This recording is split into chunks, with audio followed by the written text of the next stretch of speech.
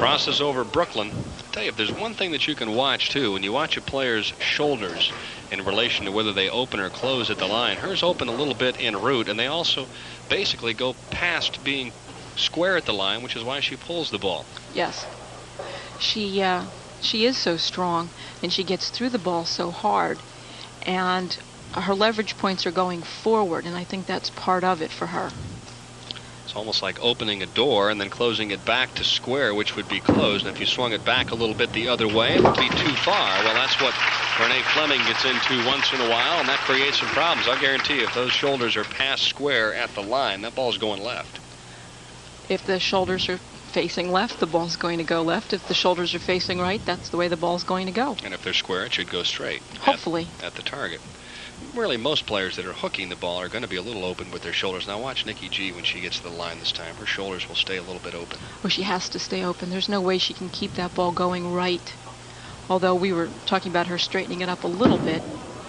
Yeah, she gets back pretty close to square, and of course right now, as good as she's throwing it, she's probably almost dead center with the shoulders as she continues to lead by 21. But Rene Fleming is also a sneaky kind of a string strike player. When she gets it going, especially under pressure, she can throw some strikes. She throws lots of strikes, and you can tell when you're about 10 lanes down from her when she's doing it, because she's got the trademark hand slap, and she yells, "Yes!"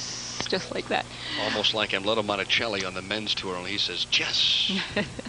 You can tell when Renee's on a string. Oh, yeah. That hissing sound from one to the bowling center to the other. Trying to double up and lead by 31 and win her second match. Uh-oh, that's left of target. Oh, the breaks. They come in bunches. Nikki G with a wry smile and a Brooklyn strike. And, of course, a 31-pin lead. We'll be back with the conclusion of match number 2 as Nikki G tries to find the strike zone once again. Oh, great. Just in time to watch a 10-pin stand. Yeah, we missed that nice shot that she struck on the shot before. Oh, we didn't miss it. No, we never miss it with Kent Samuel in the truck. The wonders of television. This was a great shot for Rene. She really had to get something started. Now, as we watch this ball go into the pocket, I'm going to bet that it isn't quite as high in the pocket. See that, Denny? It's just a little bit further to the right than the other one, and that 6-pin just kind of dies in the channel there. So instead of being on the 17.5 board as it hits the pocket, it was probably on the 17 board. 17 and maybe 16.5, somewhere around there, yes. Just not quite enough you drive to get into the pocket, maybe a half a rotation or so to get into the pocket. Nikki Gianulias, if she goes the rest of the way, would shoot 279. And that is her high TV game, so she could tie that. Well, if she's done it before, she can do it again. This lady can string strikes. Just like that. X marks the spot. So after a lucky break in the 7th, she comes back and rejoins the living. Well, like we said earlier, every now and then a good professional will take advantage of a break like that Brooklyn she had. Fairly diplomatic there. Well, we're allowed to have those once in a while. We're not always perfect. Well, it's like a pro golfer. Once in a while you hit it dead right and it ricochets off somebody's head and ends up back in the middle of the fairway. Or it hits a tree, right?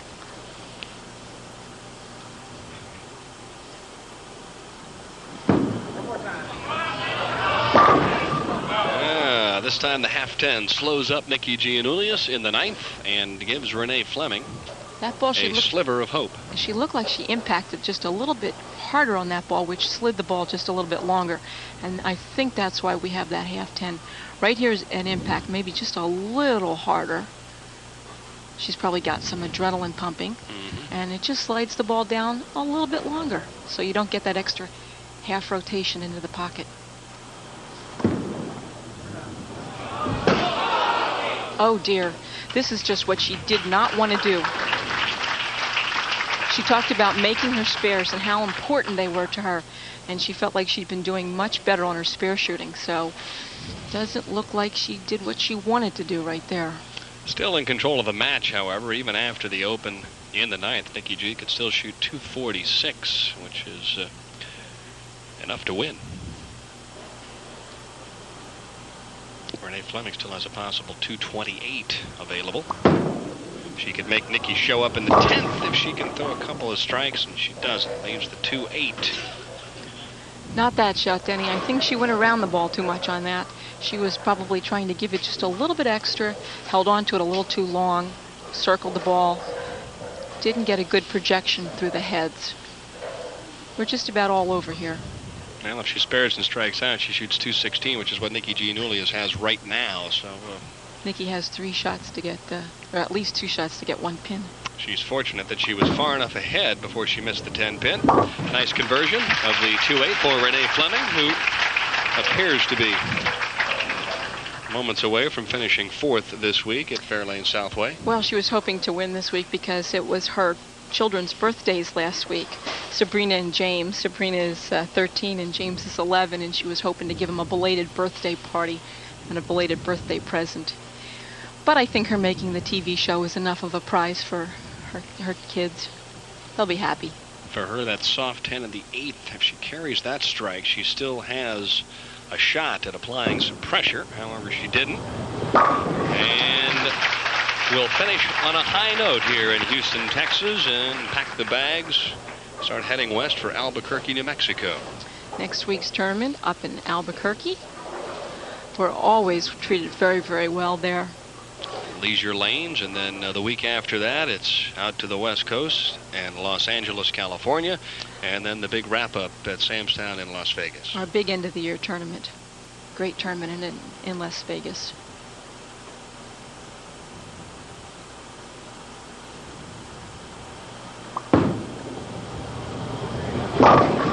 Well, perhaps a little too much room as she leaves the bucket on lane 15. With a spare, it'll be a game of 206. Pretty good effort, but not enough. Well, it's respectable, but when Nikki's throwing as many strikes as she is, there's no way you're going to beat her with a 206. But I think she'll take that $2,200 check and be happy with it for right now. Well, just to put this in perspective, her highest finish in 1990 coming into this event was 13th in the U.S. Open. So a watermark effort for her here in 1990. A nice game for Rene Fleming, and a 4th place check for a game of 206. I think she's signaling everybody that she's back. Good player, a run-type player. When she gets locked in match play, she's the kind of player that can win 6, 7, 8 in a row and throw some big scores and make a big move. Yes, she is, Denny. Like we were saying earlier, she gets zoned in. She can really, really get focused and not know what's going on around her.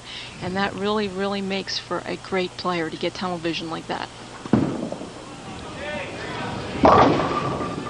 Out on the 2 board, and the 2-5 is left.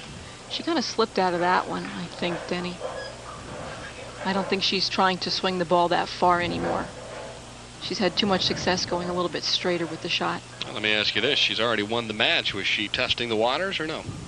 I don't think so. She's probably trying to keep the same pace as she was working at before, so you don't want to change anything. And it's invariable, too, that when you've already won a match, you don't throw the shot with the same type of focus and concentration than you do, say, if the game was on the line. No, you're not as aggressive, and you don't work quite as hard at it.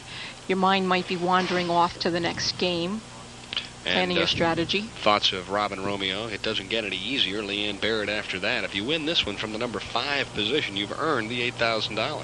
Wouldn't it be quite a feat for Nikki to go all the way when so many times from the top seed she's finished second? It doesn't happen very often when a player starts from the number 5 position and wins. So a 2